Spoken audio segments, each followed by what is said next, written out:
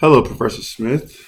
This is Joe Hughley here, and I decided to do observational methodology, with, some technology of, the observation.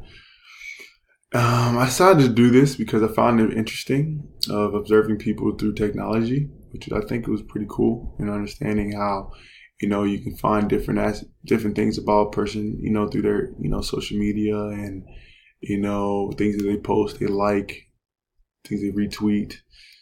I think the websites that they visit frequently. I thought it was very interesting in understanding how you can, find out more about a person by just watching their social media, their internet access, and along with their day to day physical, observation of just two eyes on them and watching them and see how they, operate on a day to day basis. I found it very interesting.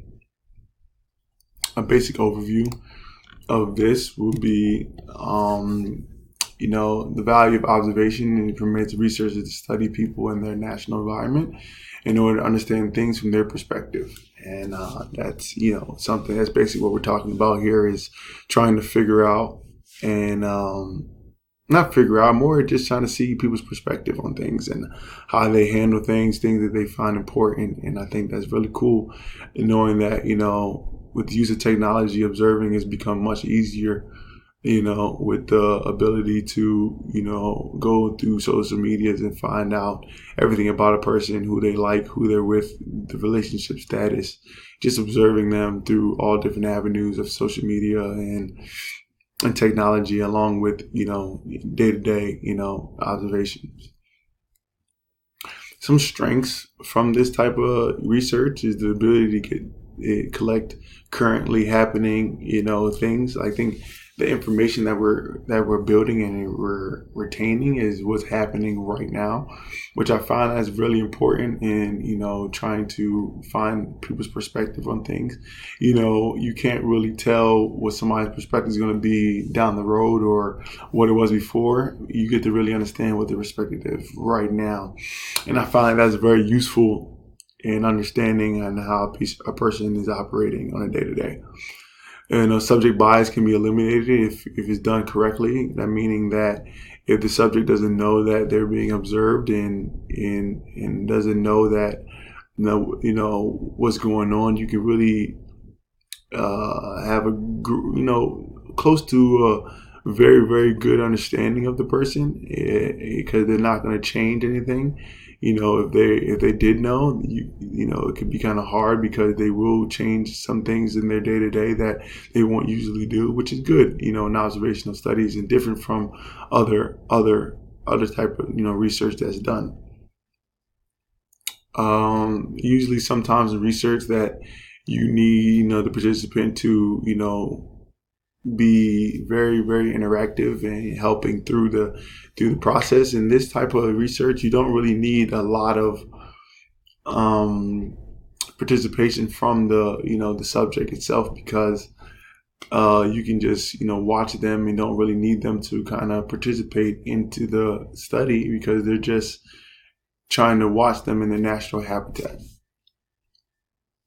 Some weaknesses, can be very expensive at times if you're doing, physical, observations, with, time consuming and very, what I'm saying, not being able to, not being able to, be there, physically all the time. But it can be very expensive depending on, the type of observations. The information can be very limited as well, because you can just understand what the person is doing on the day to day and try to figure out their perspective on things, and, through their social medias and all that stuff. But it's hard to really understand anything more than what they put out there. If you don't know, if you don't see it, you can't really make a judgment on it.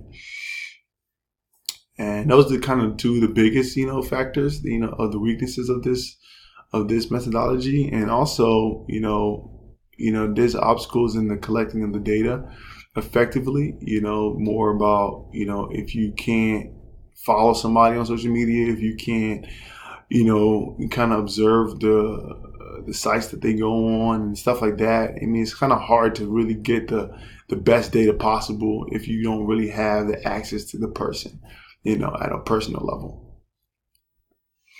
The methods paradigms, qualitative research was dominated by the constructive approach to solve problems. I mean, in this type of research, you're not really trying to solve problems. You're more about trying to figure out more about a person or organization just off, just observations. I mean, solving a problem is not the main goal, but you could solve problems with this type of research based off what the information that you get or questions that you had that can be answered. And I think that's very important as well. Observing through technology is, very cool and different than, other types of, research methods,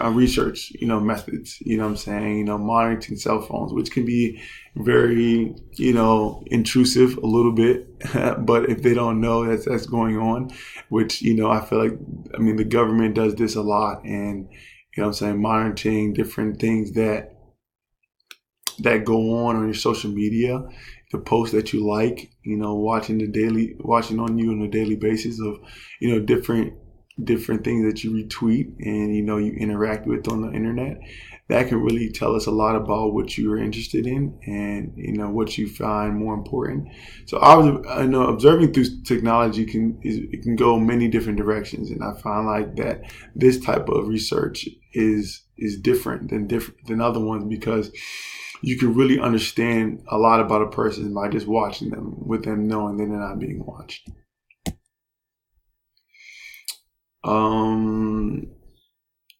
During, as I said, it can be expensive earlier. It could be expensive on the, physical basis of, observing somebody, but through technology, it really doesn't cost much, but just to, go on the Wi-Fi and, check some things out about the organization or about the person itself. So it doesn't cost a lot of money to do this, but excuse me again, I'm sorry. It doesn't cost a lot of money, but at the same time, getting the access is the problem, to that person. Sometimes their social media may be blocked, or their phones, you can't get monitored, So there's different aspects obstacles that come into play, but it can be very cheap based off of, your ability to have that connection with that person, to have the ability to observe them. Some current industry issues is confusing the cause and effect. And observations, you can really see what a person does, but you cannot say that the reason the person did that is because of that. You know what I'm saying? It's hard to really understand the cause and effect of people's actions. And I think that is what's going in the industry now, in sports, and and watching athletes and why they do things and observing their behavior. You can't really, determine the cause and effect.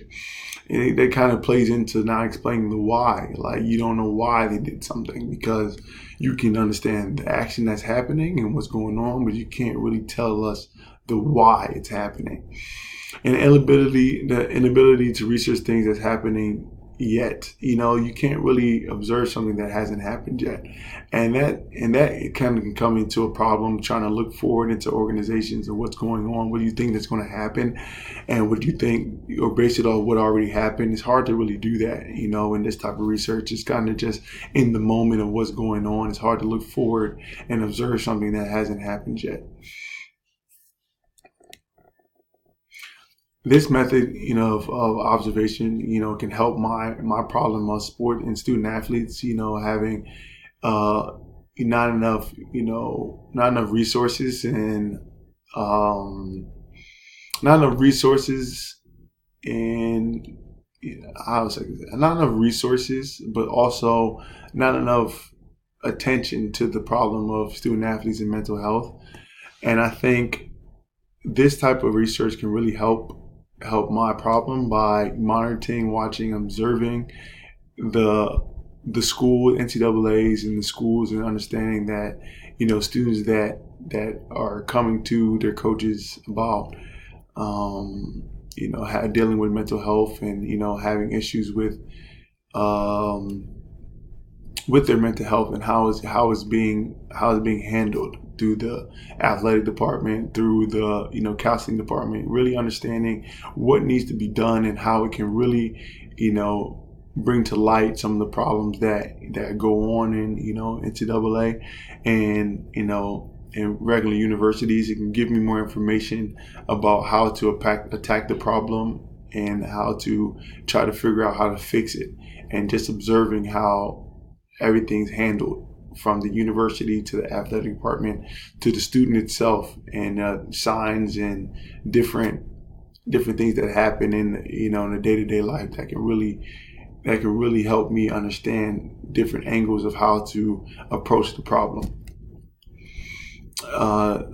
And with that being said, another thing that can help, my problem is not to be so intrusive of the person that's being observed. Student athlete that's being under, observation of how they handle this, their mental health, that they express they're dealing with mental health, observing the avenues that they decide or feel comfortable going to, is very important, of trying to see what some student athletes feel more comfortable with doing and not feeling comfortable doing. And that can help me and develop a more of a, interesting and more of a type of research that I can pinpoint to kind of help the problem. And that is the end of my presentation. Thank you for listening.